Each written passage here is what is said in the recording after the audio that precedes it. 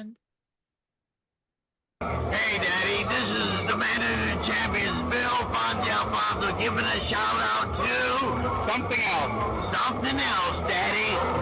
This is Nickel Matan, Great Warrior Wolf, and you are listening to Something Else. I'm Tony Cini, and you're listening to Something Else. Hey everybody, it's Rich Palladino, the voice of New England, and you are listening to Something Else with Arya.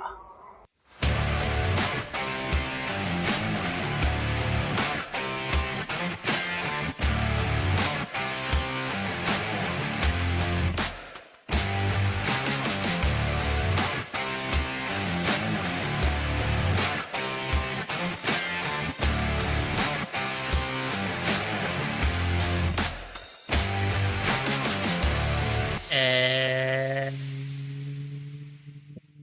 welcome to episode number 097 of Something Else.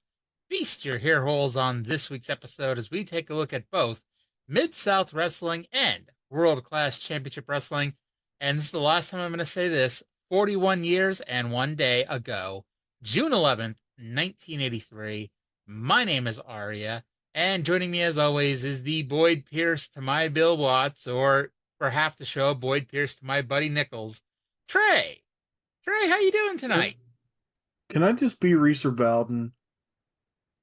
But then all you get to do is interview Butch Reed and introduce all the matches. Well, sometimes I have to get out of the ring really fast. Sometimes you have to get out of the ring really fast. Are you able to get out of the ring that fast? Probably not. Right, you know, the one time that I actually got into a wrestling ring, it was a deal. It was like a TNA house show, and you could get in the ring and like get a picture with Kurt Angle. And so I'm like, and it's a 6-sided ring, mm-hmm. and everybody's going between the bottom rope and the middle rope. But I'm like, well, I'm tall. I'm gonna go through the middle rope and the top rope.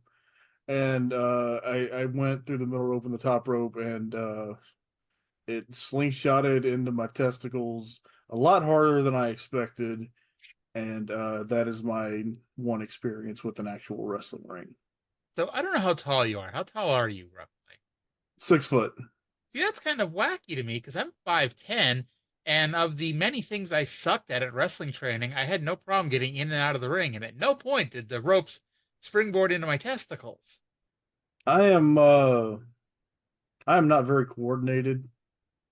Can you take a bump, do you think? I have, not intentionally.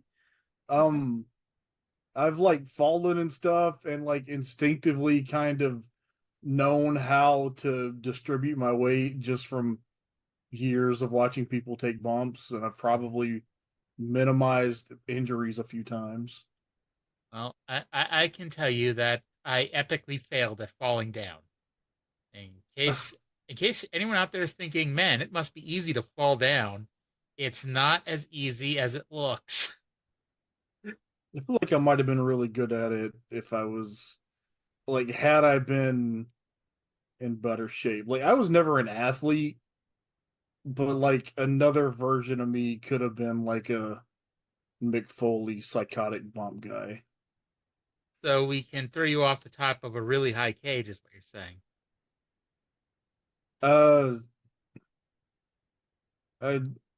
I'm glad I don't have to make those choices. Okay, sounds good.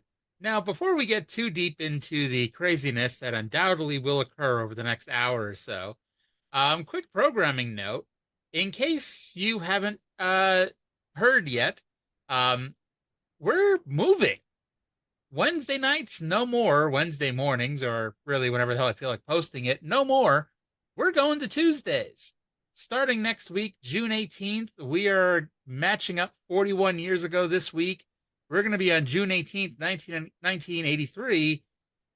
Now, you might be wondering, in case you don't already know, why the hell are we moving back one day? Did I finally smarten up and decide to spread the shows out? No.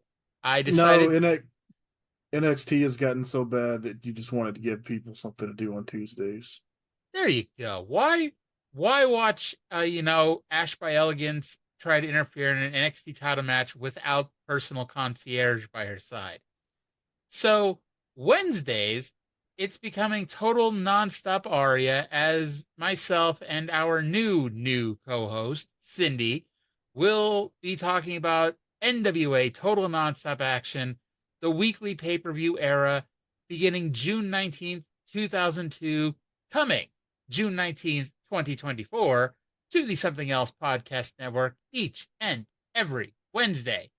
And I can guarantee you there will be at least be 2 shows posted because we've already recorded 2 episodes.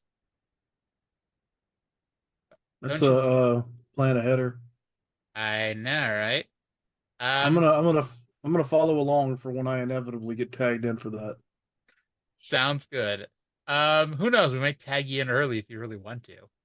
But by the way, last week I didn't know how to count. If you recall, I could not figure out whether episode 100 or episode 102 would have the Star Wars show.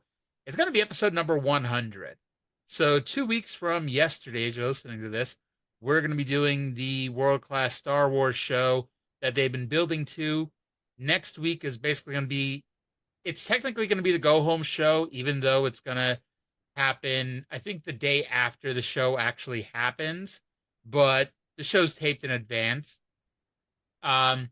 And so the week after that, we'll do Star Wars. And then the week after that, we'll do 2 episodes of Mid-South because the world-class shows the next 2 weeks after next week are just going to be recaps of Star Wars. So this way we can catch up with Mid-South by doing 2 episodes on one day in a couple of weeks and do Star Wars, which essentially is 2 episodes of World Class in 2 weeks. Okay, I'm gonna need a brochure that explains everything that you just said. I know, that was way too confusing. June 25th, episode number 100. It's going to be Star Wars. July, whatever the hell that is, July 2nd is going to be 2 episodes of Mid-South. And then on July 9th, we'll be back to 1 of World Class, 1 of Mid-South, from that day in history. Yeah, we'll figure it out. We'll burn that bridge when we get there. And that bridge needs to be burned pretty soon, right? But anywho, let's get going here. Let's go to Mid-South Wrestling, June 11th, 1983, from the Irish McNeil Boys Club in Shreveport, Louisiana. Let's go to the intro with Boyd Pierce and the man who needs no introduction, but we're going to give him one anyway, Buddy Nichols from KALB TV. Welcome to this week's edition of Mid-South Wrestling Television. I'm your host, Boyd Pierce, and we have a lot of excitement coming up.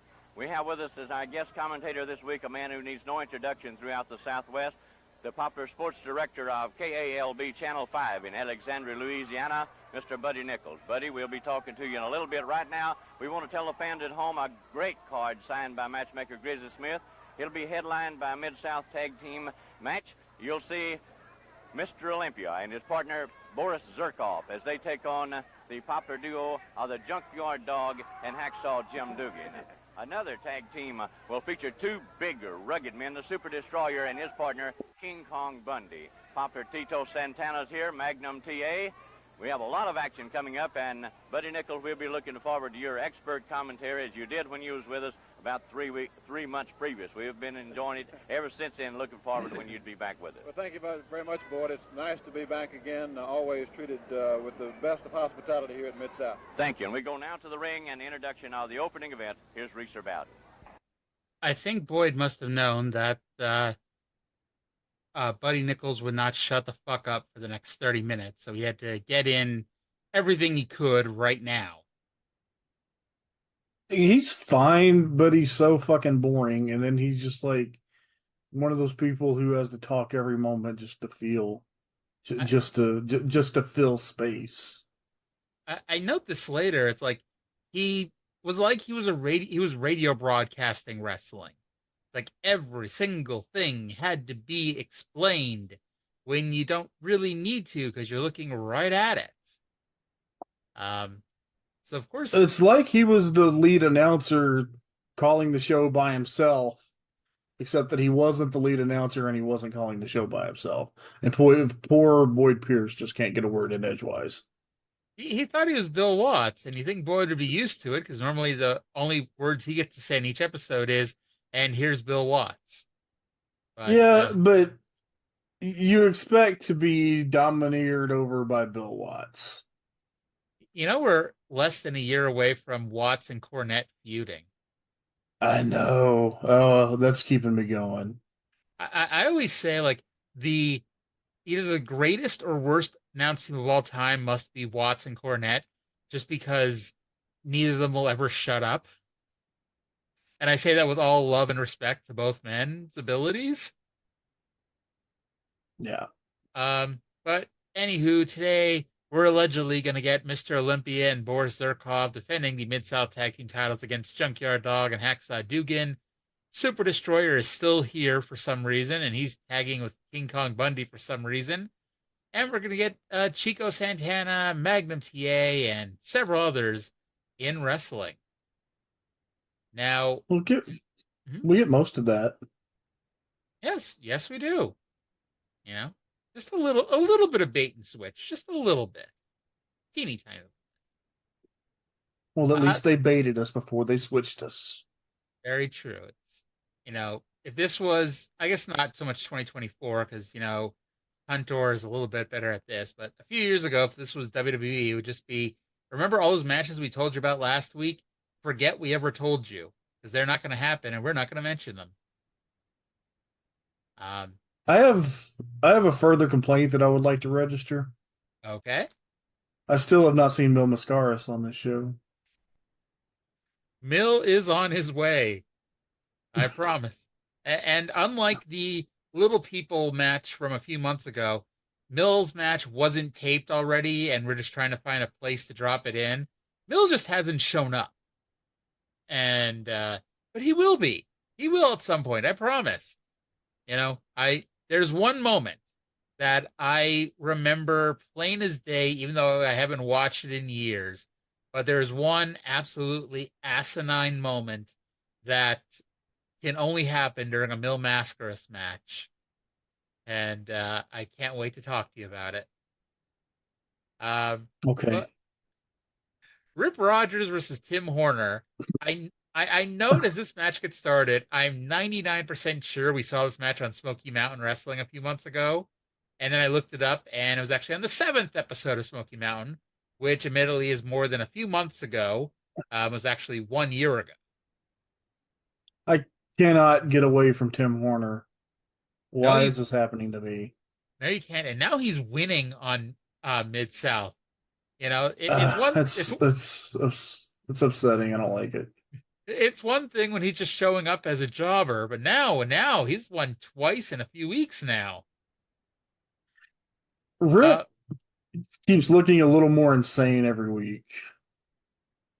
Now, I gave you a I gave you a test here a few days ago. We were Facebooking, and I said to you that one of Bill Watts' kids is on this show. Were you able to find him? Yeah, it was the referee in this match, right? It was Joel Armstrong, but that was Joel Watts. Yes, referee Joel Armstrong debuted, but it's really Bill Watts' other lanky kid, Joel. And thankfully, unlike Eric, Joel, this is as far as he gets into the ring. I don't know anything about Joel Watts, but I heard from Cornette that like he was a big fan of like the Japanese tapes. So just based on that, Joel Watts is all right by me. He works in production a lot, and I know later on he is one of the announcers because I think they do like split announce crews. Like it'll be Joel and Bill one week, and it'll be JR and Michael Hayes another week. It's funny that this has come up today because we talked about a little bit the other day that I had started going through the WWF and WCW TV from like the same period that we're doing Smoky Mountain. And so the period that I just started watching in WCW is right after Watts got fired. Mm-hmm. And then like you've got Erik, like still he's doing jobs, but then like people still have to sell for him, and you kind of feel bad for the guys who have to sell for him.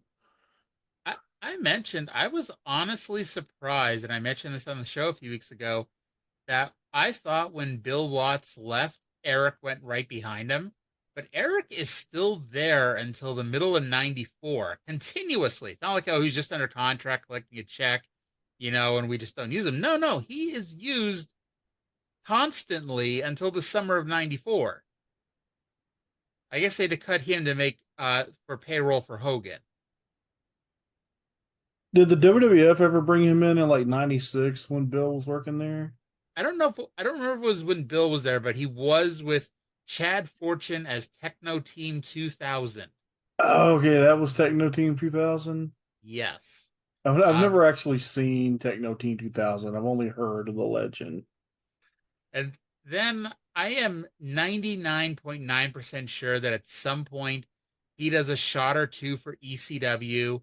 And I know he has a very brief return to WCW in '99, which, he was in WCW when the place was in the shitter the first time, and he was in there when the place was in the shitter the second time. I remember him doing some jobs in '99. Who killed WCW? Erik Watts. Hey, did you watch the first episode? I did. I did watch the first episode. It's actually good. Like, I was a little offended that it's actually good. We're actually planning on dropping a bonus episode at the end over our thoughts over who really killed WCW. But I didn't know this. Well, we did talk about this a few weeks ago.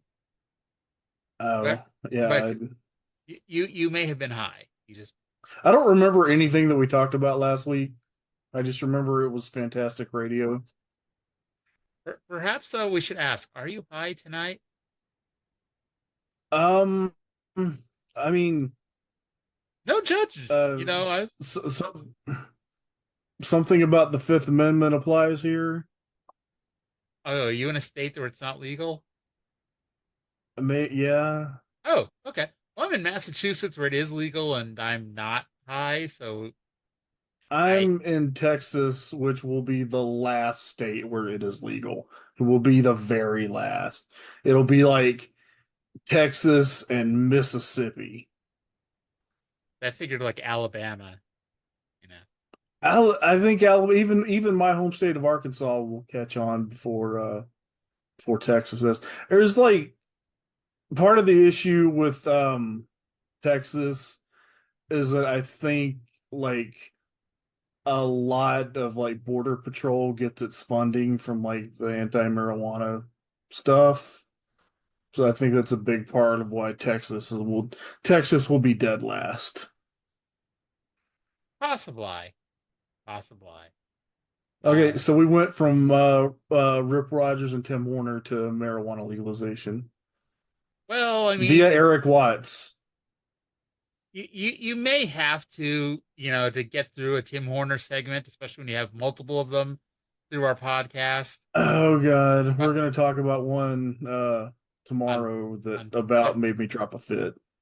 Yeah.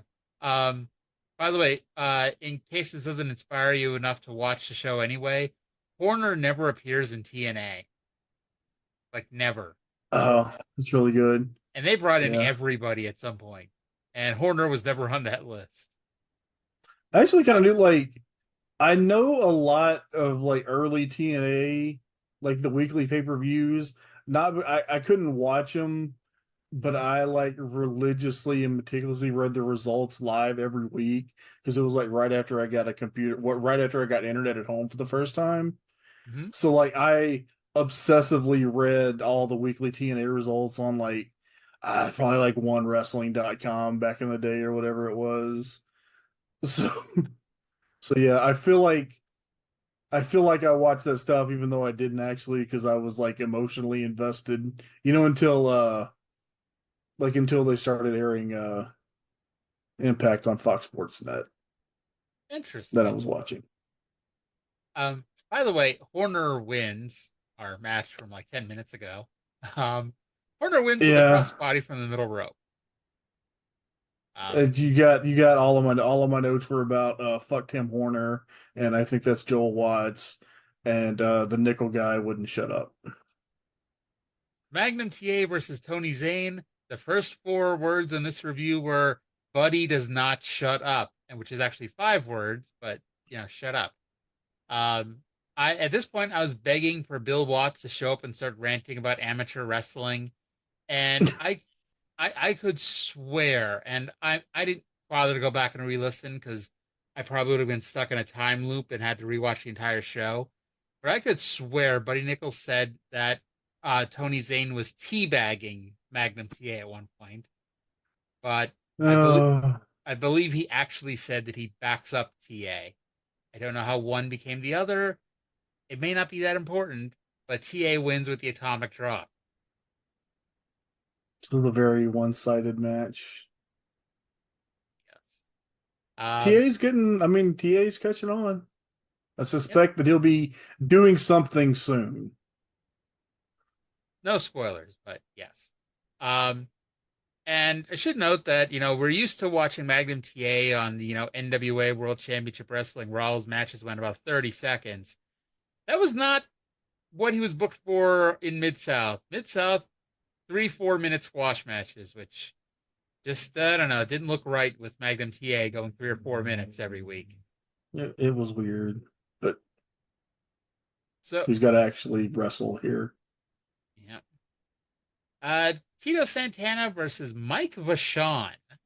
And for the life of me, I'm like, okay, this is bullshit, right? This is a kayfabe Vachon cousin. This is Lance Vachon. But now, whether or not, he could have just been kayfabing the interview, but I found an interview from the Ring Around the Northwest newsletter from the 2000s where Mad Dog Vachon said that Mike Vachon was, in fact, his son. And at that point, he was working as a security guard in Detroit. So Mike Vachon is allegedly really the son of Mad Dog Vachon. I can't find any. Wasn't the Butcher like just in the territory a couple weeks ago? Yes, Butcher Vachon a few weeks ago was on every show we fucking did for like 2 weeks. And So there's always going to be a Vachon. apparently, it's the curse of you, apparently, because we didn't have any Vachons before you were on the show, and now we have both Butcher and Mike at different points. By the way, Mike is so unimportant, he does not have a cage match profile, and that is my gold standard for whether or not you're somebody in pro wrestling, is if you're on cage match. Yeah, he must not be around very long. No. I do note that there must be a happy medium between last week when Ted DiBiase had nothing to say and this week where Buddy doesn't shut the front door. Buddy then says that there have been a lot of great Canadian wrestlers who have come to America and proceeds to not name a single one of them. And Tito wins with a spinning toe hold where he bridged backwards for the pinfall victory. Gibson leg lock. There you go. Gibson leg lock. I'm always happy to see Tito. Yep. Don't get used to him. Don't get used to him. He's in New York by 84, I know. I'm gonna say he's there soon. I'm pretty sure I was honestly surprised to see him here because I thought he was already in New York. Because he's like already the Intercontinental Champion in 84. Oh yeah, him and Valentine feuded over the damn IC title for felt like 2 years. I say what felt like 2 years, even though I wasn't alive until the end of '84 and didn't watch wrestling until '91. But you can trust that I know what I'm talking about. Allegedly. I also like Greg Valentine. Greg Valentine is like one of those people where it's like he sure as hell would not, be any good in 2024. Not saying he wouldn't be good, but like he would stand out in a bad way in 2024. Whereas, back then, he was damn good back then. And by the way, did you know that one of Tito Santana's names in wrestling was Dick Blood? Yes. Yeah. Which is the Richard Blood is in fact the government name of one Ricky the Dragon Steamboat, isn't it? Yes. But Tito is Dick Blood. It's, Dick Blood. I had a horrible thing happen. Never mind. That's yeah, Tito won. Okay. By the way, next week is Tito's last match here in Mid-South. and he's in the WWF on June 21st. Oh, good for you, Tito. We hardly knew ye. Indeed. All right. Super Destroyer and King Kong Bundy versus Denny Alberts and Craig Carson. Now, to nitpick, because that's what I do around here is nitpick. A few weeks ago, we were informed that the reason why Bundy wasn't filling in for DiBiase when DiBiase got hurt was because he didn't want to be part of a tag team and was concentrating on his singles career. With that said, here is Bundy in a tag team match, playa. Now, you might be sitting there and asking yourself, who are Denny Alberts and Craig Carson? Indeed, I was saying exactly that. I'm here to tell you that that is not important. That's a relief. Here in Gay Pride Month, I note that Buddy may be suppressing homosexual tendencies as he refers to Super Destroyer as the Big D. Destroyer had Is that better? Is that better or worse than Super D? At least for whatever reason, Super D, you don't immediately get the sexual connotations that you do with Big D. You know what I get a lot of mileage out of? You know, Hiromu Takahashi has that one submission hold that's just called D. Yes. So I get a lot of mileage. In my notes that nobody but me will ever see, I have a lot of jokes about how effectively Hiromu utilizes his D and how he makes people submit to D. So what you're saying is I need to send you a Zoom link and press record and let you yammer on about New Japan sometime and throw it up on the airwaves. That might actually be the most unhinged thing you've ever seen. We might have to talk about that. But by the way, this is apropos of nothing, but like the last thing that I watched before I sat down to record this was the main event of the Noah show from yesterday. That was Kaito Kiyomiya and Keno against Gabe Kidd and Jake Lee, and they're building to Gabe Kidd challenging Kiyomiya for the GAC title. They did this fucking awesome like bloody brawl all over Korakuen Hall.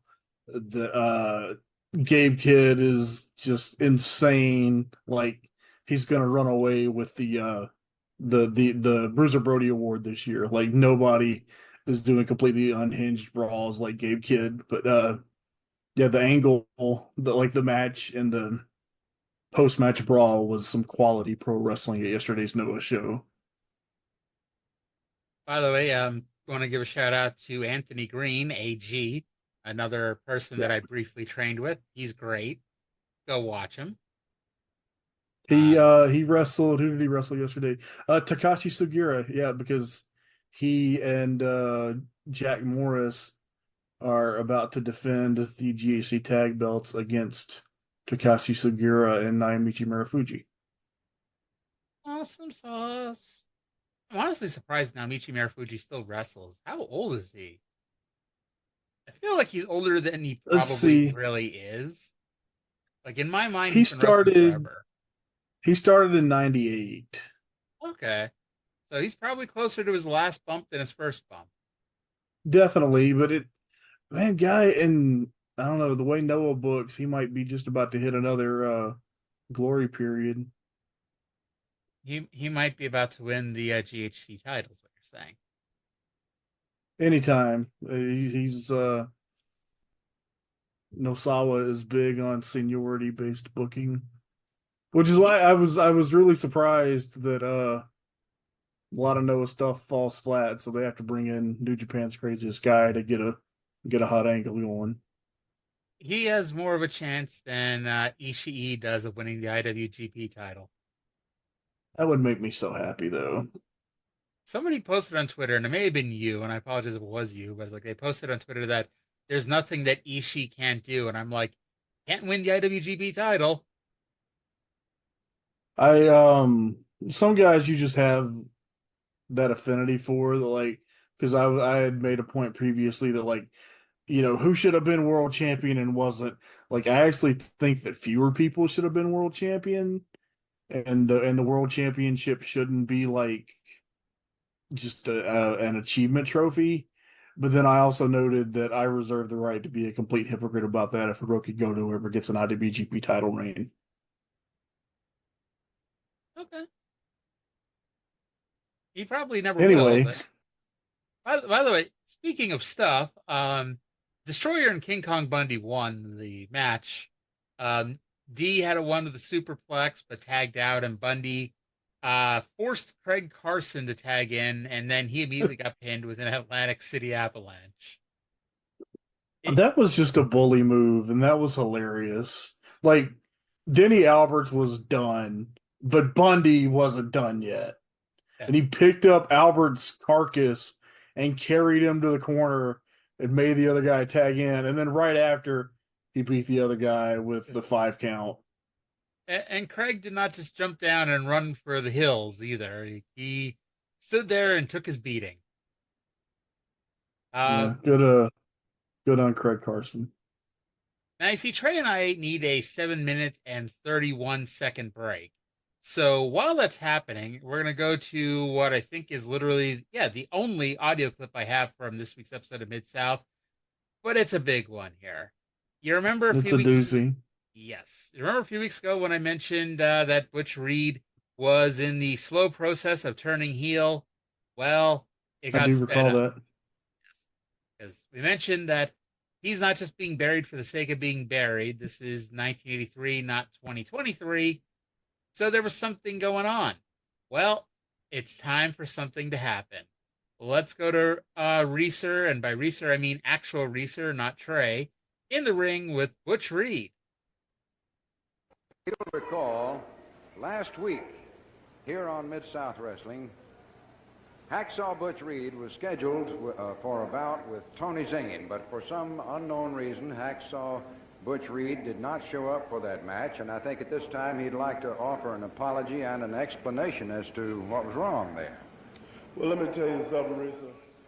You know, since I've been around in the Mid-South Wrestling area, like I said before, it's a very tough area. It's one of the toughest areas in the world, you understand? But I've been having a lot of things on my mind. I've had a lot of things to think about. And one of the things I've been thinking about is coming up here to wrestle Tony Zane. Man, dudes like Tony Zane, where I come from, don't even talk loud. I whoop that chump any day of the week, 2 times on Sunday. But let me tell you something. The big thing is that Butch Reed has been used. I feel like this as a stepping stone around here in Mid-South Wrestling. I've been used for a fool, you understand? And I ain't nobody's fool. I've been having a lot of time to think about it. And one of the people that's been using me for a fool is a friend of mine, a good friend of mine, supposed to be. We've been riding, a guy I've been riding up and down the road with. We broke bread together. Yeah, I'm talking about the Junkyard Dog. That's right. Let me tell you something. He tells me that in order for you to be on top in Mid-South Wrestling, is you got to take on the biggest and the baddest competition there is. So that's what Butch Reed has been doing. I have been taking a lot of slack off of my brother, the Junkyard Dog. I've took on Ted DiBiase. I took on Mr. Olympia. I took on the Ugandan giant Kambala. I have took on King Kong Bundy. People didn't think he'd leave his feet. They all seen him leave his feet. But see, the thing is this, Risa, is that I'm thinking about Butch Reed from now on. You understand? I'm stopping all these dudes up, dog, for you to see where they're coming from and for you to take them on as the North American champion. He's a North American champion. The people last week wanted Duggan to be his partner. It come my time to shine in Mid-South professional wrestling. And because the people wanted Jim Dugan to be his partner, then he took Jim Dugan over me, because that's what the people wanted him to do. Dog, I want to say this, that I am going to the top. And I know how I got to go to the top, and that's by winning the North American Championship. You understand? Do you understand what I'm saying, Richard? That's a pretty big order, and I'm sure that a lot of the fans are just as surprised as I am to hear you talking like that about the dog. Well, it's like this. They got their tag team champions. They got their tag team. But Butch Reed is going to start taking care of Butch Reed, you understand? And I can't take care of Butch Reed by listening to everybody else, listening to their suggestions. I know what I got to do to go to the top. The Junkyard Dog is a man, he's a bad wrestler. I got to give him that. He got the North American title. He's the champion. He is a big drawing card all over the country, all around the world. And so in order for you to be one of the best, you got to be up there with the best. And Dog, I want you to know I'm issuing a challenge to you. In front of your people out here. That's right, let's get it back here. I'm issuing a challenge to you, Dog, to come down here and sign a contract to take me on for that North American title. I'm tired of playing around. It's time for Butch Reed to be Butch Reed. It's time for Butch Reed to show the rest of the world that I am competitive and I am a man to be recognized. Now I'm waiting on the Dog to come down here and to sign a contract for the North American Championship. Well, as I said, that comes as quite a surprise to me. I'm sure it probably is just as big a surprise to the Junkyard Dog. And let me tell you something, Rita. Friendship ain't putting no food on my table. Friendship is not helping me to be a big name in professional wrestling. I don't have no friends. I don't need the Dog. I don't need nobody. All I need is me. And I'm going to start taking care of me. Well, all I can say about that is that I've known the Junkyard Dog about as long as he's been in professional wrestling, and I've never known him yet to walk away from a challenge. So I've been knowing him a long time myself. He's the one that got me over here. The man has helped me out. There's no doubt about that. He's helped me out of a lot of things. He got me over here at Mid-South Wrestling. He got me set up here. I appreciate that. But now it's time for Butch Reed to go to the top. And the only way I'm going to go to the top is I got to win the North American Championship.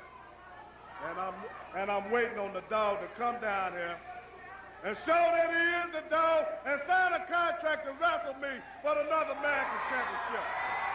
Well, I don't think you'll have to wait too long because I see the Junkyard Dog coming right now.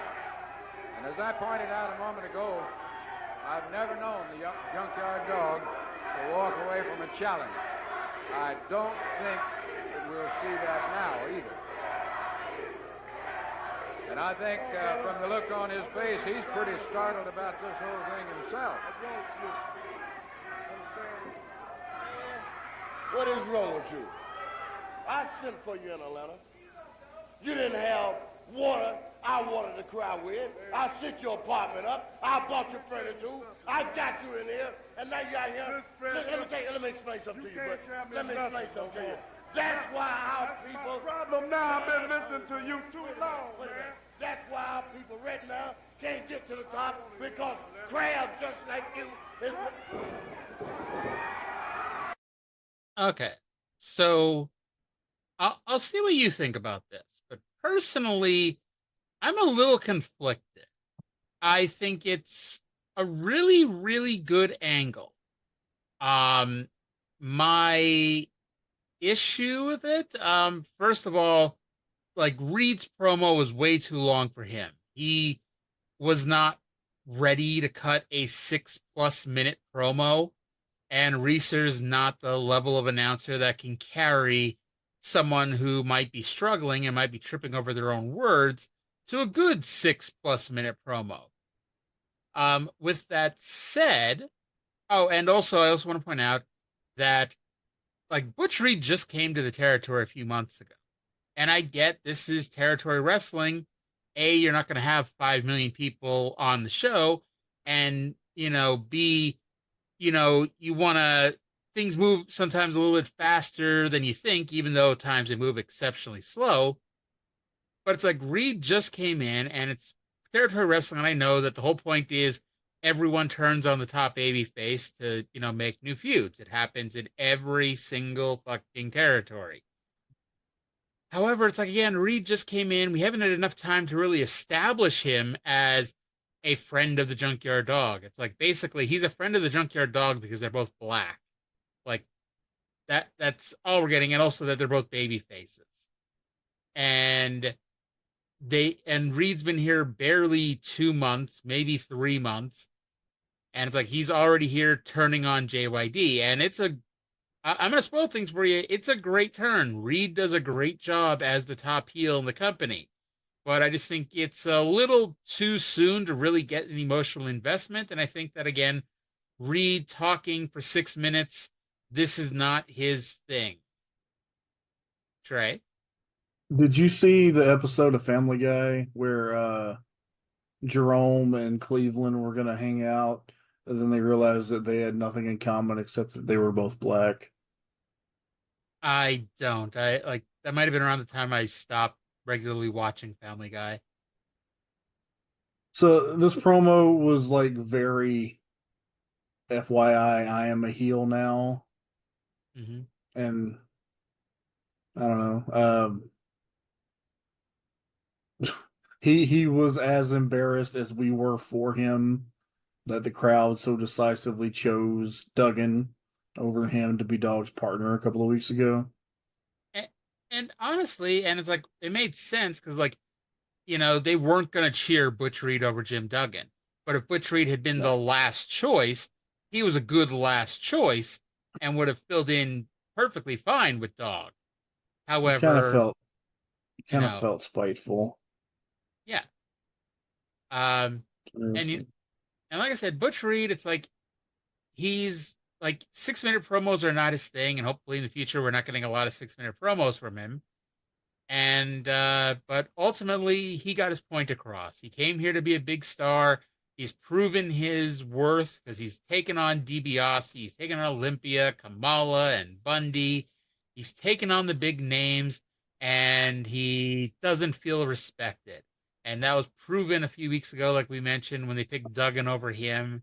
And Dog, somewhere along this point, they point out that it wasn't Dog that chose him. It was the fans. But you could easily say that, hey, the Dog could have embraced him more and said, hey, this is the guy I want to team with, and manipulated the crowd a little bit, but he didn't. Has Reed already been to Florida at this point? I believe so? Question mark? Because he was having like world title matches with Flair in Florida in like 82, right? Is my timeline wrong? Possibly. Yeah, Butch Reed, post Mid-South, pre-WWF is a little sketchy, and there may not have been a middle part there. Let me go to the always reliable cage match when, you can actually find the people you're looking for. The matches. Which I was just looking at Dog on Cage Match to see where he started. Mm-hmm. Because all I knew was that he had been in Stampede, like right before he was in Mid-South. He's apparently was born in North Carolina, but he started like the Tennessee territory, like mostly the Gullis end, but he also worked some shots for like the Memphis end and the Knoxville end. So, by the way, Butch Reed, immediately before this, was in Georgia and St. Louis, but before that, he was in Florida. So you were right about that. In 1977, before it was Mid-South, NWA Tri-State According to Cage Match, Sylvester Ritter worked 3 shots. One of them, he beat Sonny Rogers. One he lost to Mr. Ito. The other one he lost to Stan Hansen. They actually have brought it up a couple times that, he used to be in the territory, back in the day. And, he left and had got more experience and came back as the Junkyard Dog. That's cool. By the way, they remember that. Reed does bounce around a little bit, but Mid-South appears to be his primary home until 85 when he has a brief run in the AWA. Then he goes to Central States until probably the end of Central States, because I can't imagine it lasted much longer than this. And then September of 86, he goes to the WWF. Okay. It's cool. It's good for Butch Reed. I have another update that's unrelated. I found Maurice Vachon's obituary, and it does in fact say that one of his children was named Mike. So it is very possible that this man was actually the son of Mad Dog Vachon. He had 5 or 6 children. Wow. You want to hear Mad Dog Vachon's children's names? Sure, why not? So it's Mike, who was married to Carol.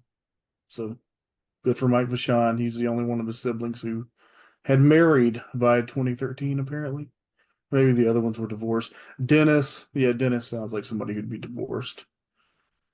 Cheryl Vachon, Stefan Vachon, Jean-Pierre Vachon. Of course, there's a Jean-Pierre Vachon. And Linda Vachon. I'm shocked it took that many Vachons to get to a Jean-Pierre. It's well, clearly he was named for Jean-Pierre Lafitte. Obviously. By the way, the angle that we never actually finished talking about, Dog came out and said that people like Reed are the reason why their people can't get to the top, because they're trash like Reed. And of course, those are fighting words. They roll around for a few seconds. DiBiase runs in to help Reed put the boots to Dog. The fans chant for Dugan, but there's no Dugan.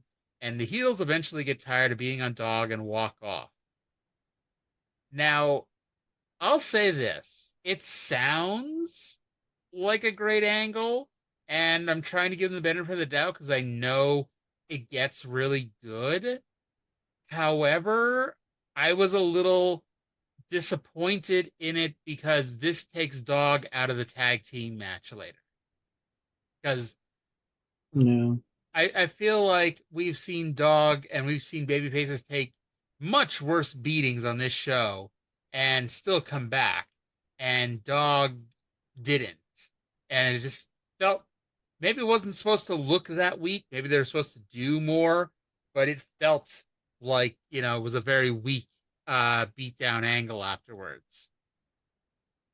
I want to know how Dog and Reed drew in the different towns. I want to know if the program drew in places like New Orleans and like the Mississippi town, like the predominantly black towns.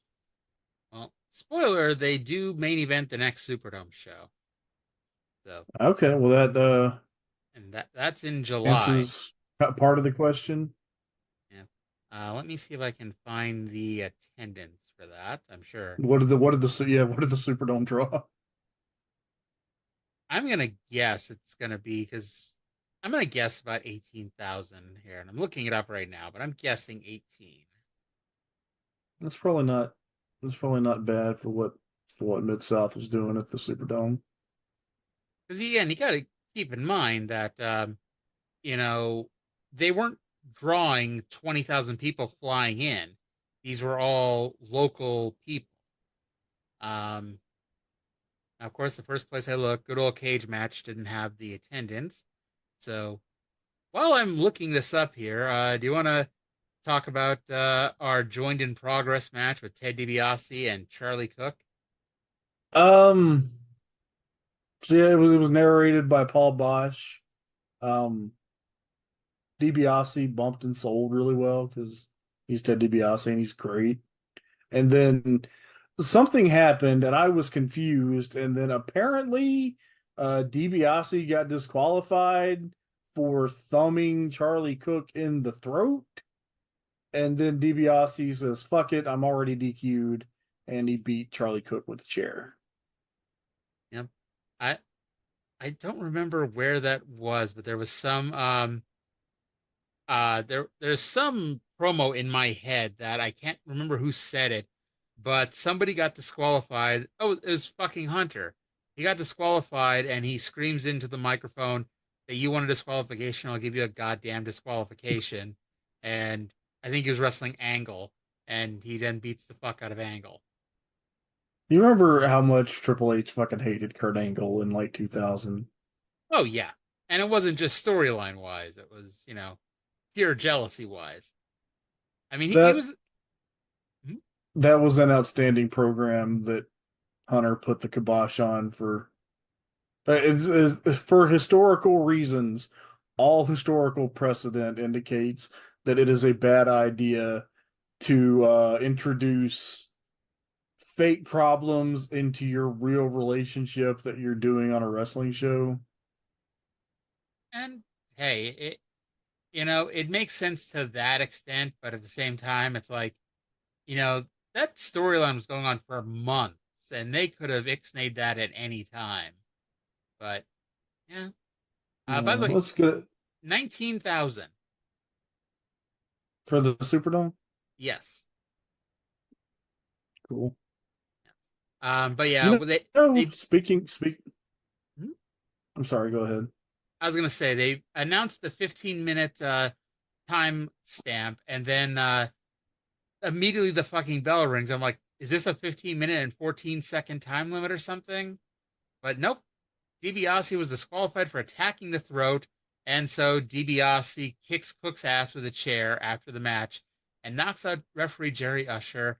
And personally, I wish he'd gone outside and knocked out Paul Bosch, because the only thing worse than listening to what's his name from KALB, Buddy Nichols, is listening to more Paul Bosch.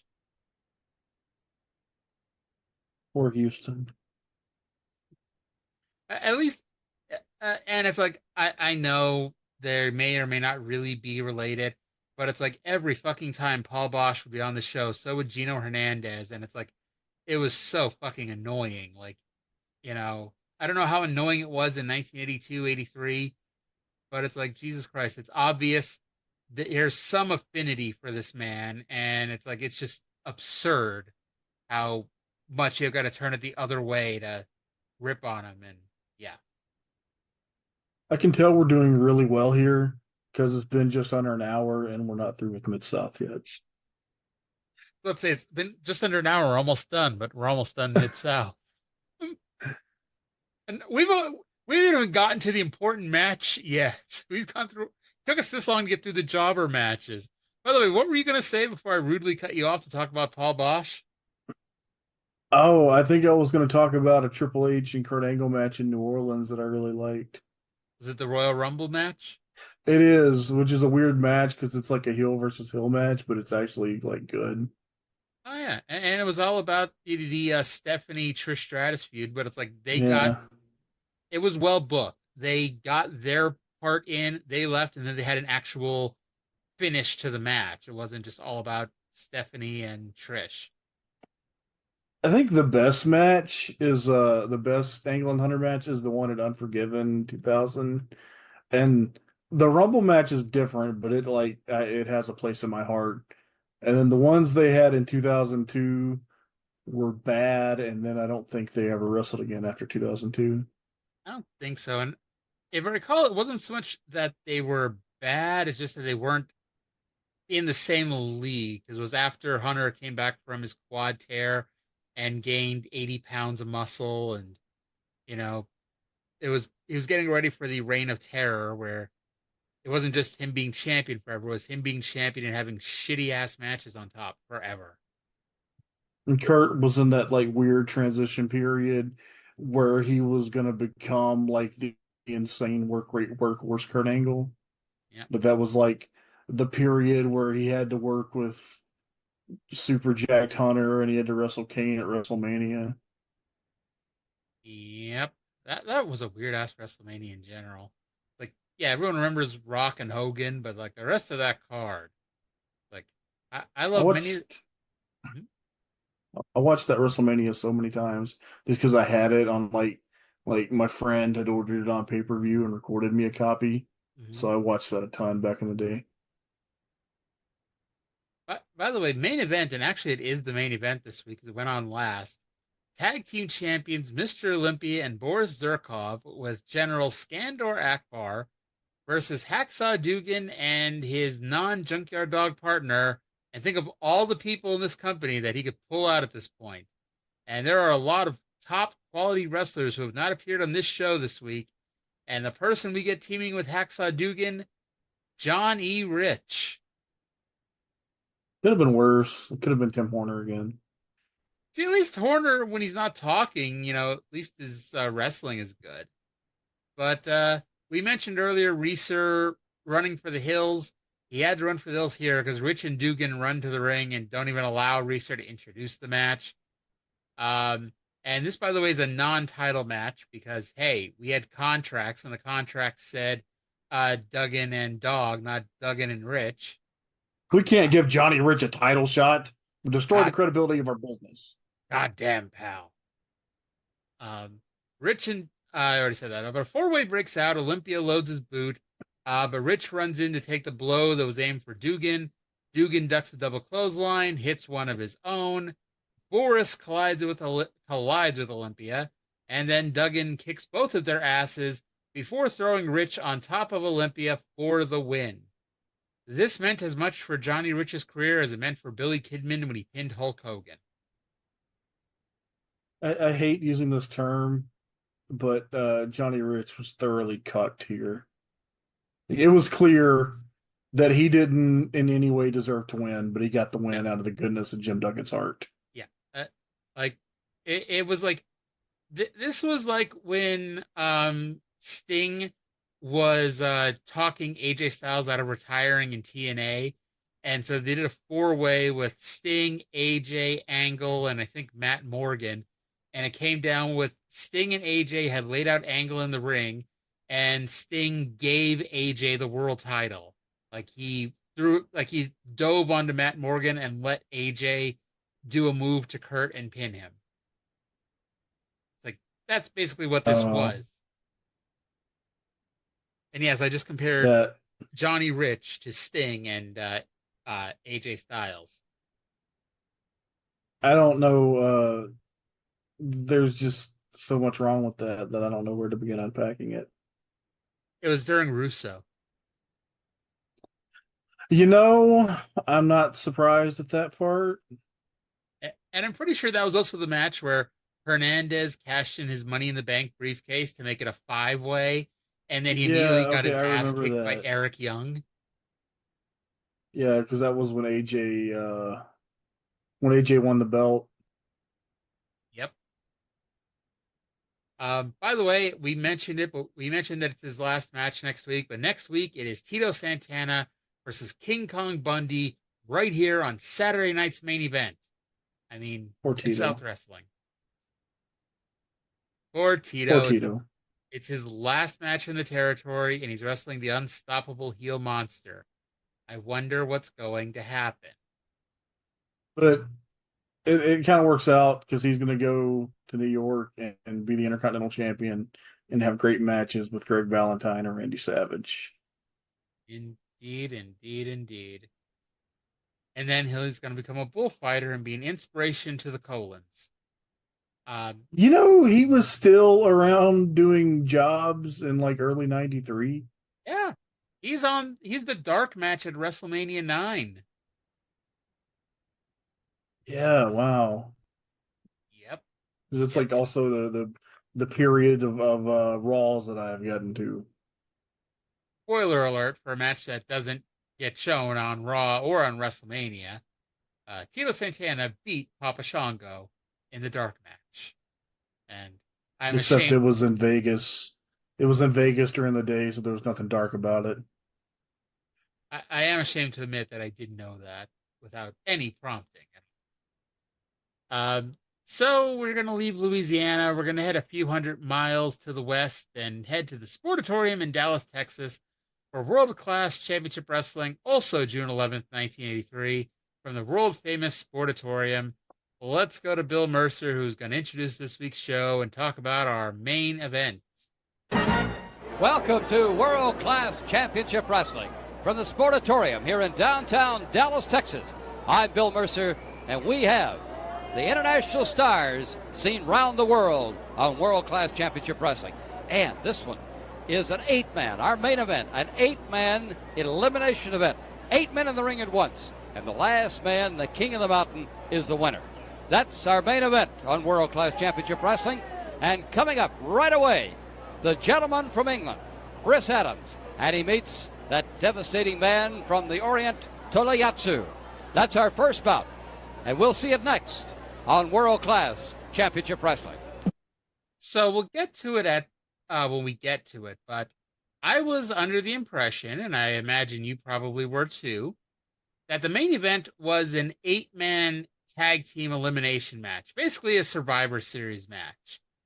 However, it was essentially a battle royal, a tag team battle royal to some extent, or a team battle royal, however you want to view it, but it was essentially a battle royal.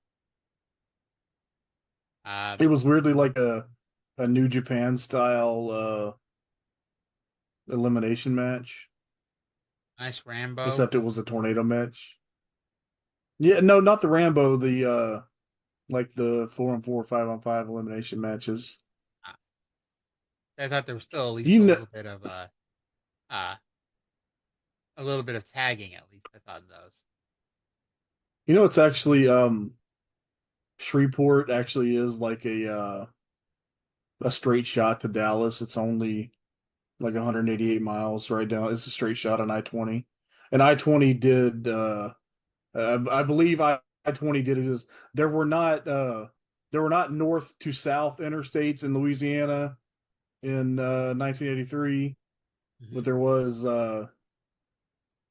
I-20 that goes from like El Paso to Dallas through North Louisiana to Jackson, Mississippi, through Birmingham, through Atlanta, and up into South Carolina. But yeah, it's actually you probably make that drive in a little under 3 hours.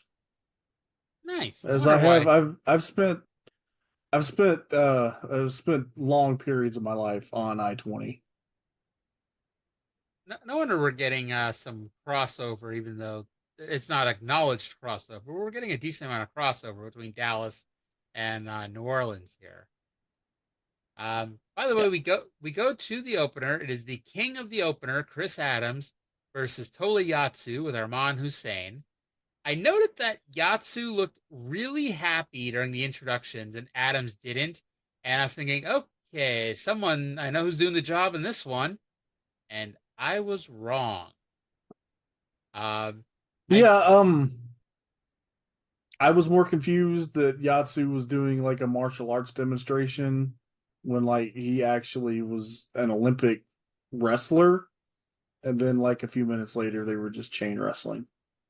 You see, he's from the Orient, so he automatically knows karate and other martial arts. I think because I thought I heard two different things on in the body of this show.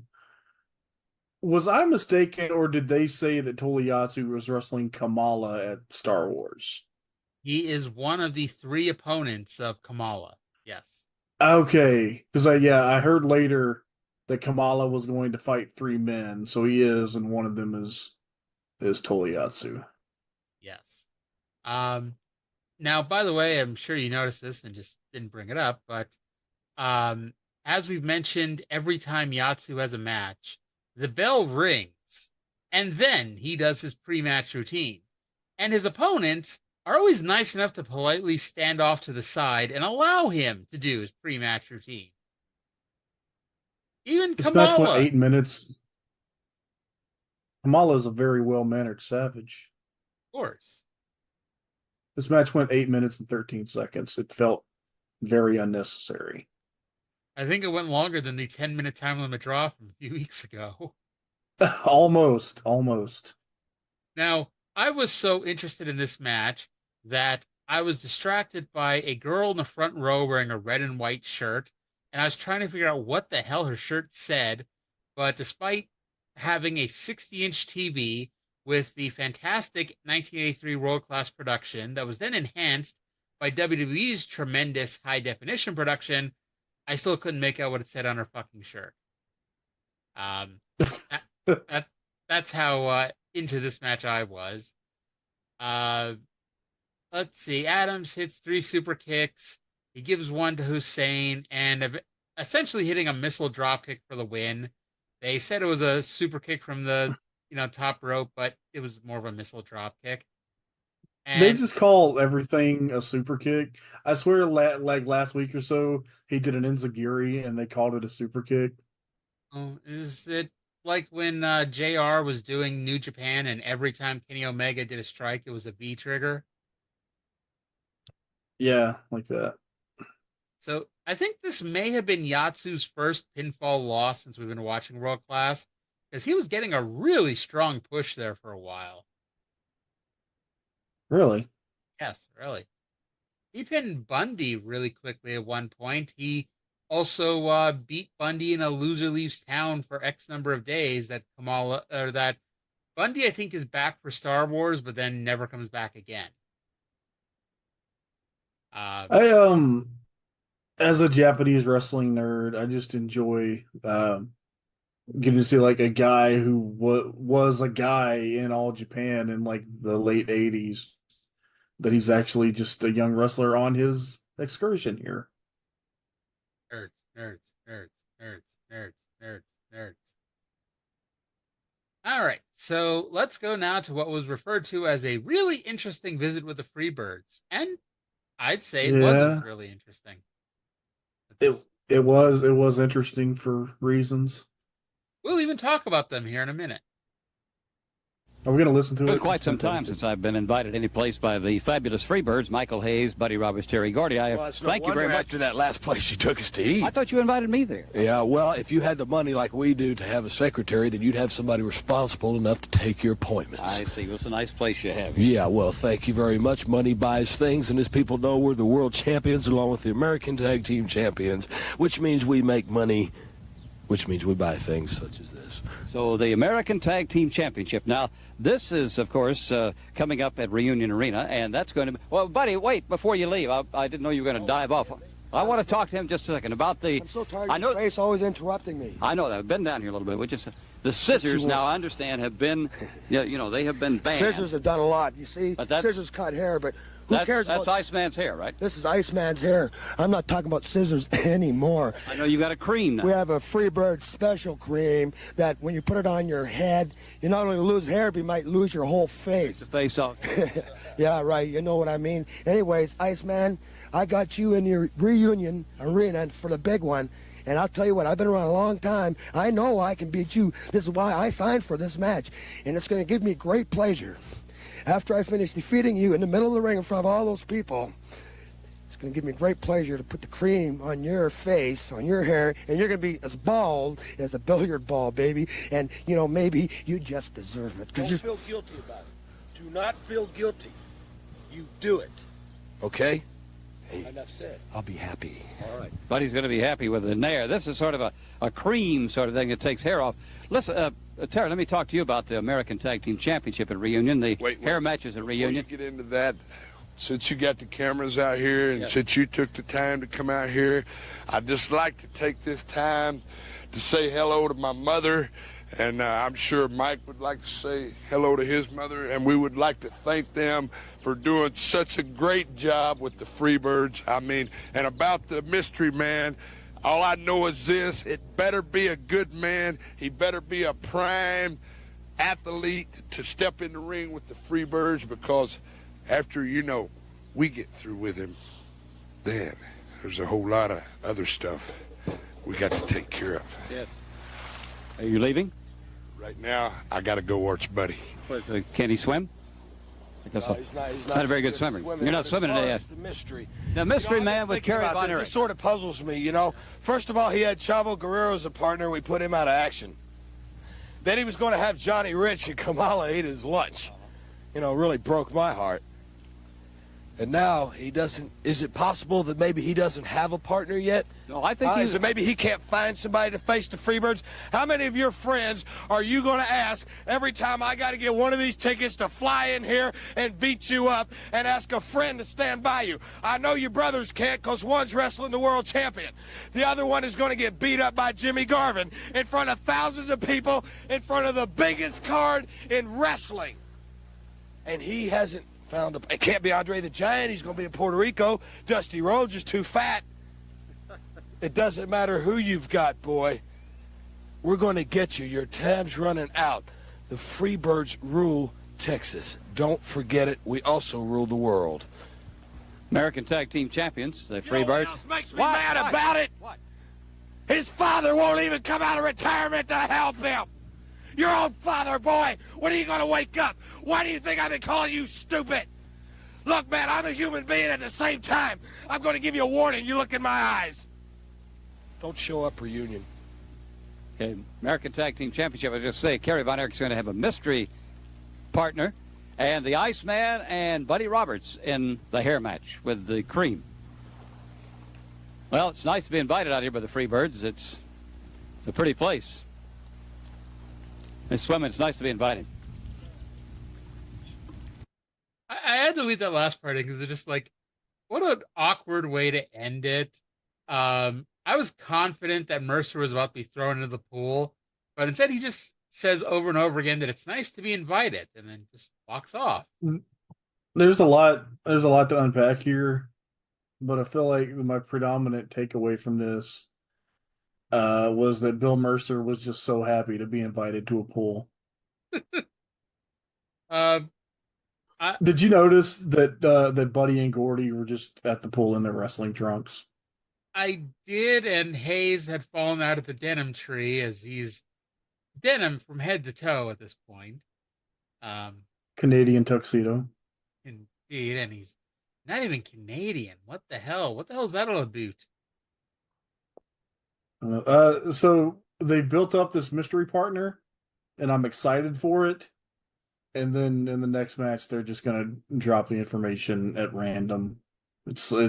It was like a ruined orgasm.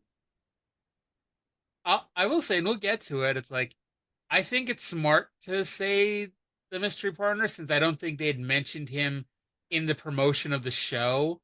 Like, it'd be one thing to say, oh, he's going to be on the show, but we never really say what he's doing. And then, oh, look, he's the mystery partner. But this way, if you say he's there, hey, you might sell a few tickets from people who want to see him. Yeah, you kind of have to say what he's doing. Mm-hmm. If they didn't say what he was doing, it would be too obvious what he was doing. True. I noted the weirdness that they say that that scissors have been banned from the hair versus hair match. Instead, they will have the Freebird hair cream, and they say that in addition to losing your hair, you may lose your face. You lose your Is this the same cream that blinded Dog? I believe so, yes. Or is that happened already? Oh yeah, that's already happened. That was like 80 or 81. Thought so. Yeah. Because the angle that was so heated was that, Dog just had his daughter, and now he's not even be able to see her because of that asshole Michael Hayes. Which was Michael Hayes was in rare form on this show. He's like one of the best performers on any of these shows. Gordy says hello to his mom and Michael's mom. And then they talk about, Kerry's partner. Who's Kerry's partner going to be? They run down all the potential partners. Hayes cuts a hell of a promo and actually makes Mercer laugh when he says that Dusty Rhodes is too fat to be Kerry's partner. And then it just kind of ended. Hayes walks away, and, Mercer is just happy to be invited places. Hayes was clearly trying to goad Fritz out of retirement here. Worth noting. And it does not work. At least this time, anyway. The most important thing is that Bill Mercer got to go to a pool. Yes. Good job, Bill. By the way, I did not write down what time we started, but I think we're at least an hour and 10 minutes at this point. I think we started, about an hour and 16, 18 minutes ago. We're not quite, the train wreck of last week, but, it's hard to replicate such a thing.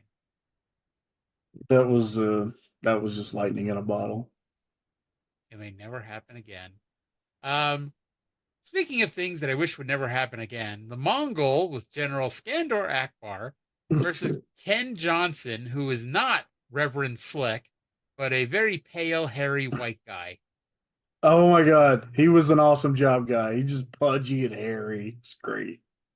And it's like, I don't know if the plan was to actually announce the partner, but like, Mongol sucked so bad that I think Mercer had to call an audible here and be like, okay, we need to distract the people from this business exposing punches by the Mongol, and informs us out of nowhere is that Kerry's partner is Bruiser Brody, which is a tremendous surprise. I expected a bigger reveal than just the announcer saying it during the Mongol match. I guess anything to distract you. And Mongol wins with the running power slam. The wrong guy won here. The worst thing about modern wrestling is that the job guys are all just indie guys, so they all look like athletes. Like wrestling was objectively better by every measure when job guys were just like your fucking Uncle Dave. Pudgy, hairy, and you knew they were going to get their ass kicked because they were introduced already in the ring. Although at one point, doesn't our Uncle Dave do some jobs on Mid-South TV? Who are we talking about as Uncle Dave? You don't remember Watts at one point had a job guy named Davey the Observer Meltzer? Wrong UWF. That was UWF. Was it? Yep. Oh my God. Oh, so dumb. It's all good. There's too many UWFs to keep track of. Plus, Dr. Ned Steve Williams was the opponent, so it's not even clear. Like, you can't even say UWF Japan because that might be two different companies. And who knows? They may have had Steve Williams versus Davey the Observer Meltzer as well. That would have rocked. Probably would have rocked. So they go to a promo, and I'll be honest, like at this point, I'm not even going to play it because it's an Akbar promo, but listening to it doesn't tell you how great it is. Because what makes it great is while Akbar is reiterating Kamala wrestling 3 men, Michael Hayes is just pacing back and forth. He has stormed in. He is impatiently waiting for Akbar to finish his promo so he can say something. And he's the MVP of this show by far. And he's just like, Brody's in Japan. He can't come in. He's in Japan. I don't see how this could be. And Mercer's having explained to him what plane travel is like. And Hayes is just tremendous. Like, if we gave an MVP award, Hayes would have won it for like the next 10 weeks just from this episode. He did such an amazing job of conveying that he was pants shittingly terrified of Bruiser Brody. Yep. And desperately saying this must be a lie. And I mean, Brody, obviously before my time, but I was like, I always in my mind picture him as a crazy heel, but he does a lot more babyface stuff than I would have imagined him doing. Yeah, I think he was mostly a babyface in World Class, wasn't he? I believe so.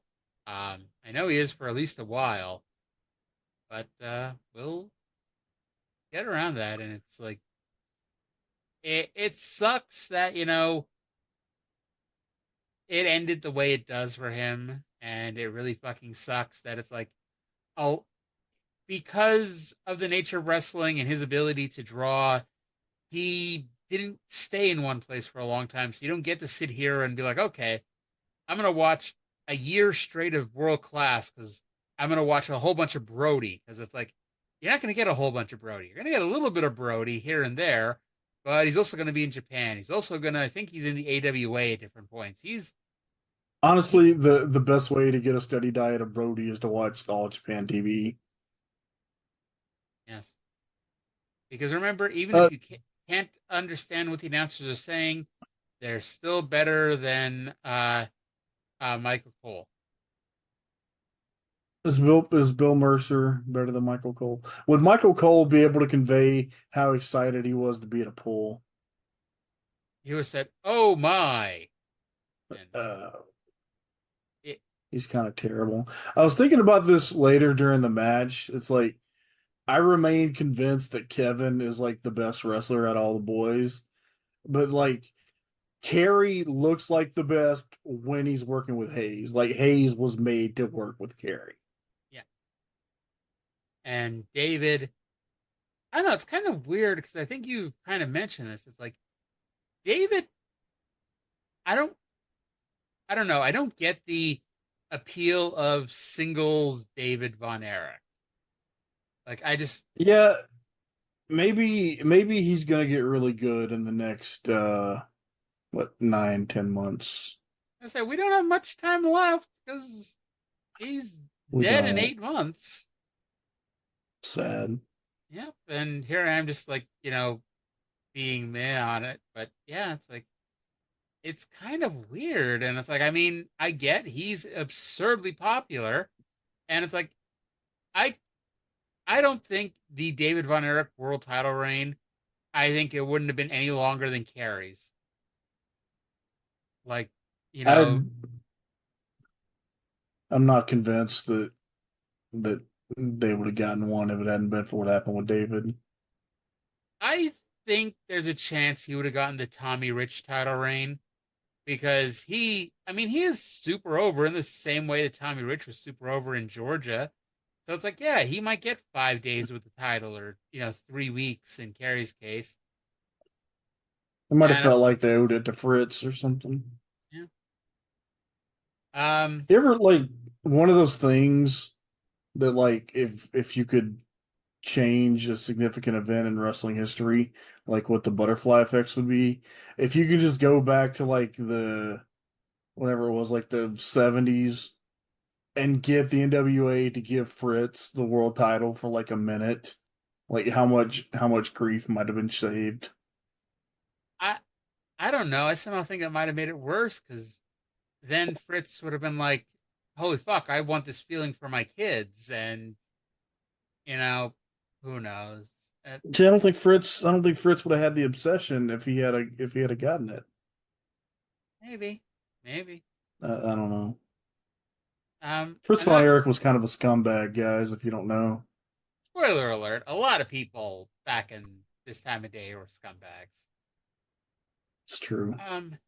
Kevin Von Erich cuts a promo again. I'm not going to play it because we've just got too much audio to play already.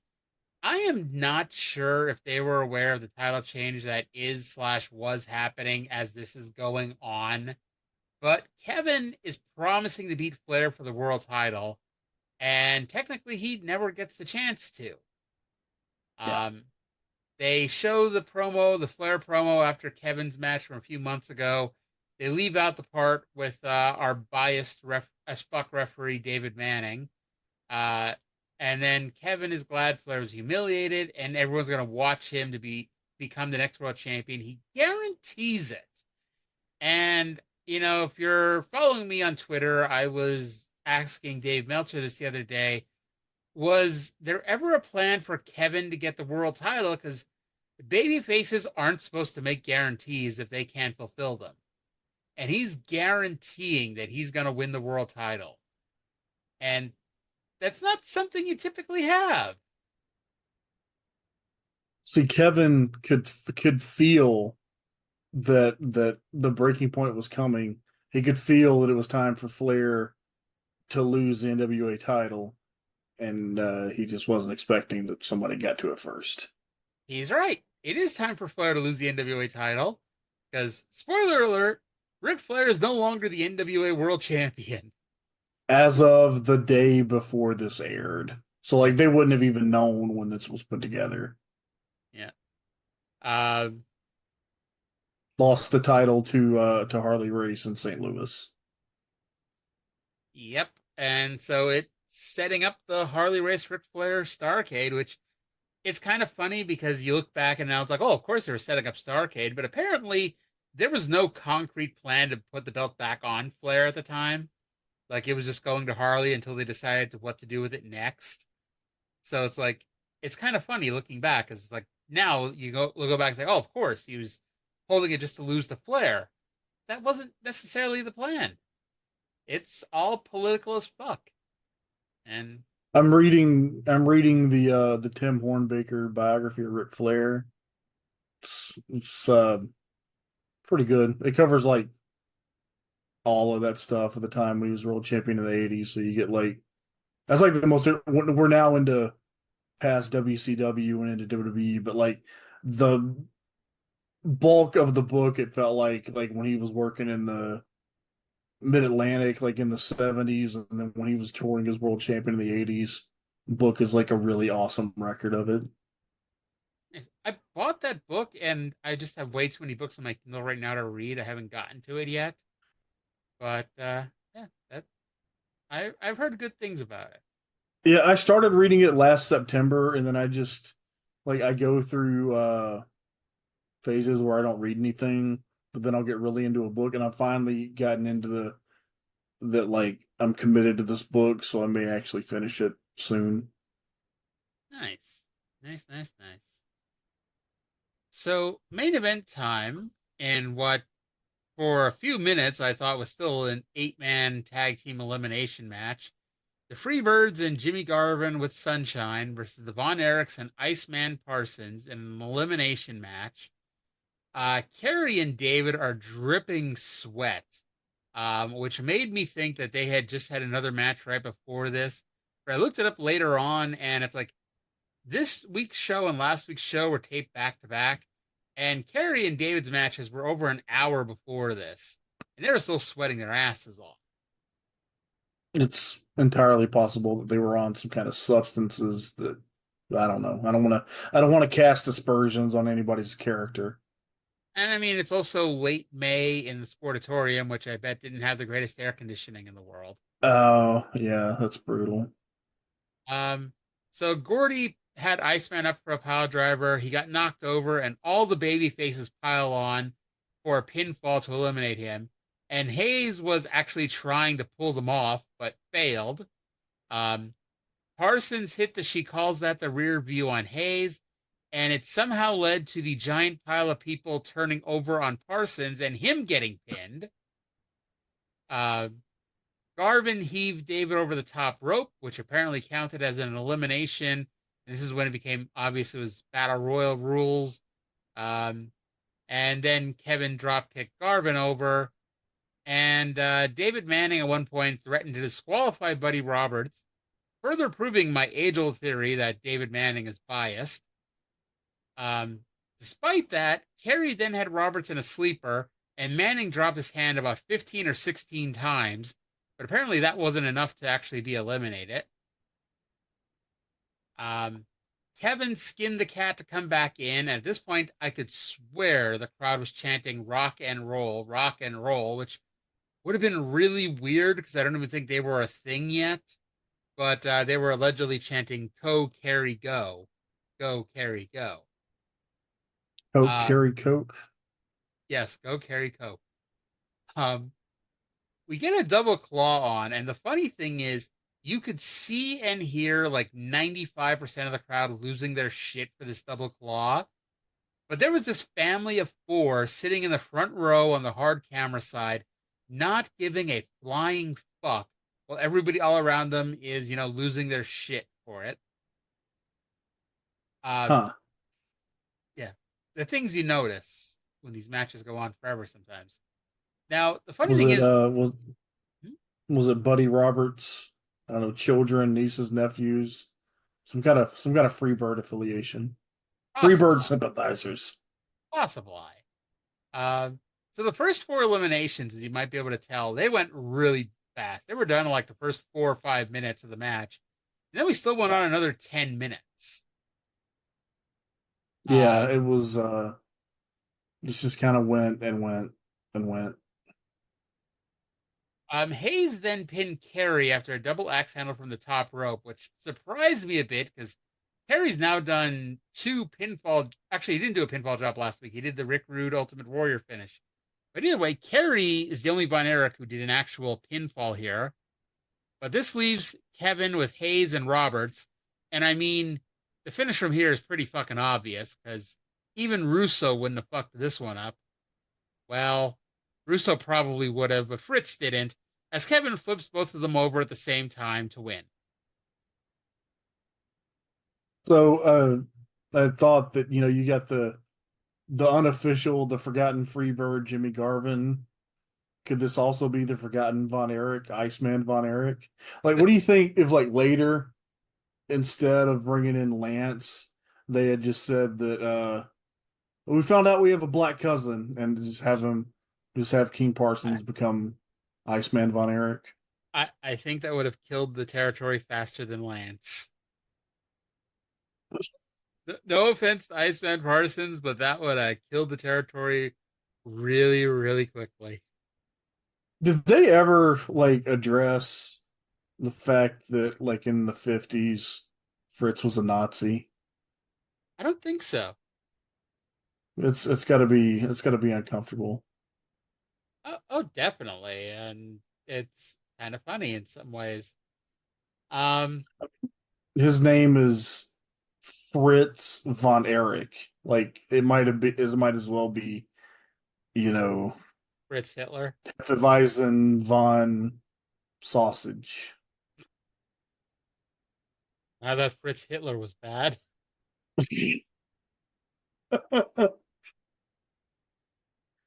Oh my Fritz God, Hitler would be bad. That's a gimmick that could make money. Hitler's cousin. At least it's. Oh my God. Oh, how can we make this work in 2024? Like, this would have been an amazing gimmick in, like, the 50s or 60s. But I still feel like there's some kind of potential. Lucha Underground could have made it work. Lucha Underground absolutely could have made it work. I've never watched Lucha Underground other than, like, 1 or 2 matches. I've tried every so often. I'll, like, torrent a whole bunch of Lucha Underground and watch some, and it's like, I don't know. There's a reason I never got into it when it was on the first time, and I have all of it. It's one of those things that I tell myself I'll get to one day. One of these years we got to do something once World Class and Mid South end and Smoky Mountain ends. Yeah. Just get really weird and do, like, Memphis and Lucha Underground. That would take us in a weird way, wouldn't it? But anyway, we got to end the show with some Von Erichs. So let's go to Mercer, who's in the ring with the victorious Von Erich clan. And eventually audio will play, I promise. Some great news, signed, sealed, and delivered. David Von Erich versus gorgeous Jimmy Garvin for...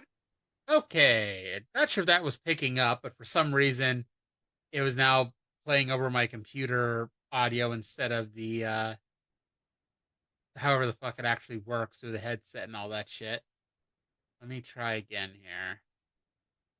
But Harry and Kevin, well, what's going to happen with the Texas Championship now? Some great... Okay, I don't fucking know why, but we'll just say fuck it, and hopefully when we tape Smoky Mountain in 30 seconds, it'll be done. So anyway, David wants the Texas title.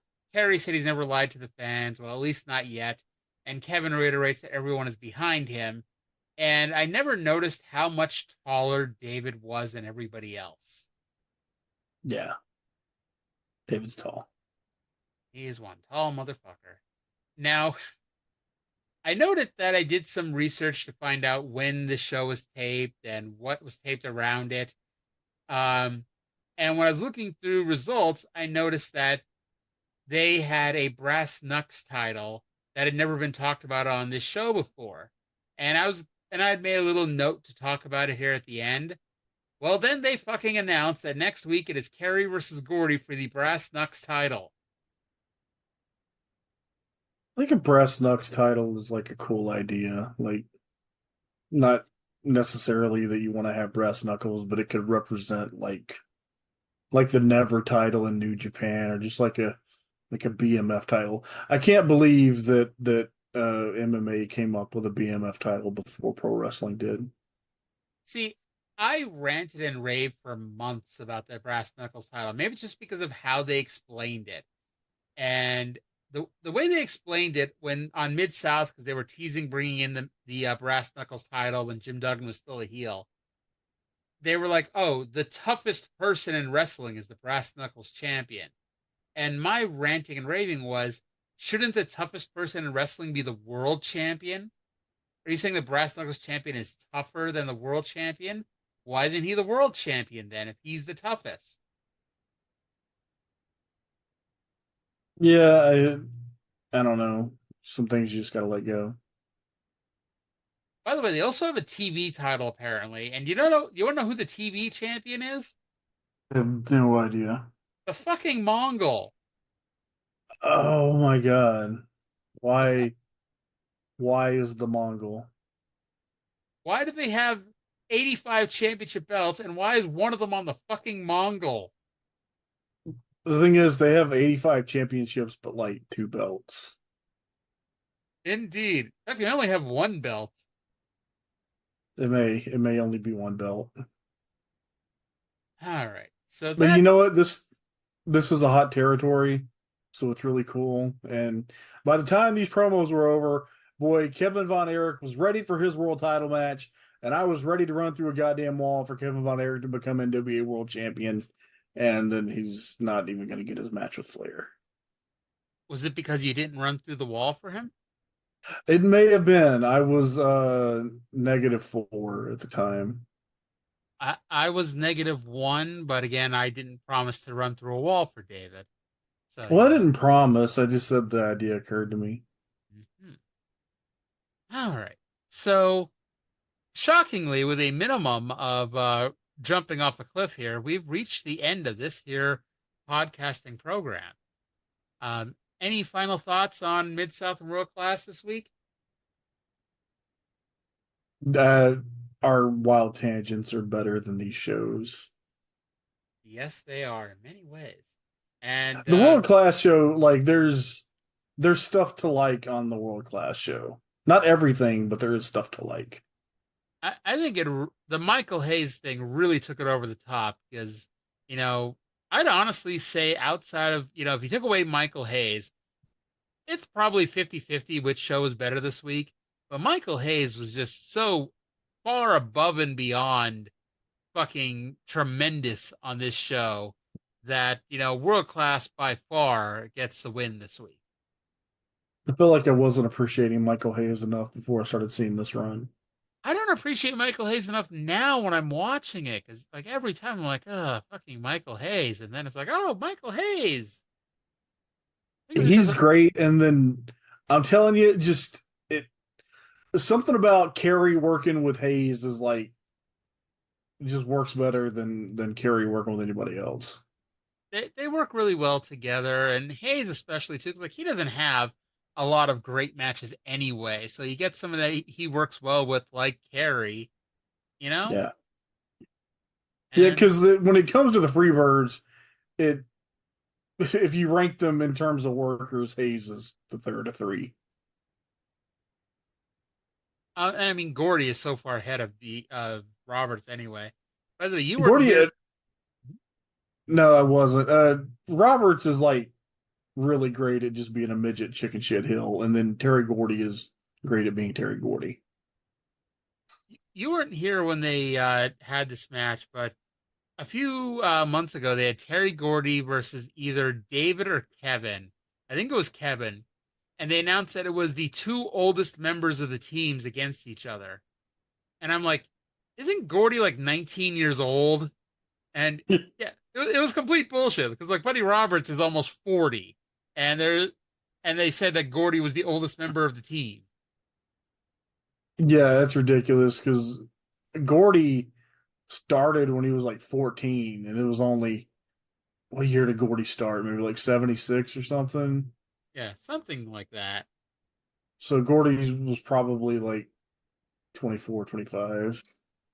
We may need to go back and re-record all these old podcasts just so we can get your opinion on all the stuff I've already opined about. That'd be great. Gordy was born in 1961, so he was 22. Yeah. He could legally drink, although I guarantee that didn't stop him. Yeah, I imagine Terry Gordy had done some drinking. All right. So that's going to do it for this week's episode of Something Else. Trey, before we go, you want to plug anything or tell people anything? I don't know, not really. Saturday is no, this not Saturday. Friday is mine and my wife's 10th anniversary. She will not be listening to the show and will not know or care that I said anything, but I did acknowledge her, and we're actually getting ready to close the deal to buy our house. So hopefully things can continue to go well. Awesome sauce. Well, happy anniversary to the two of you. And I have a dumb Twitter account where I shitpost about wrestling. It's Arya Trae, Oregatrae. I think he spells it every week just because he knows that I keep forgetting how to spell it, so it helps. It's hard to spell. I wasn't thinking about spelling it out loud. I was thinking about it being easy to write. I always make that mistake. All right. Well, hopefully we can close this thing well this week because we keep fucking this one up. But that's going to do it for this week's episode. Thank you to everyone for listening. And we'll talk to you again in 7 days. Bye. Hey, we got it.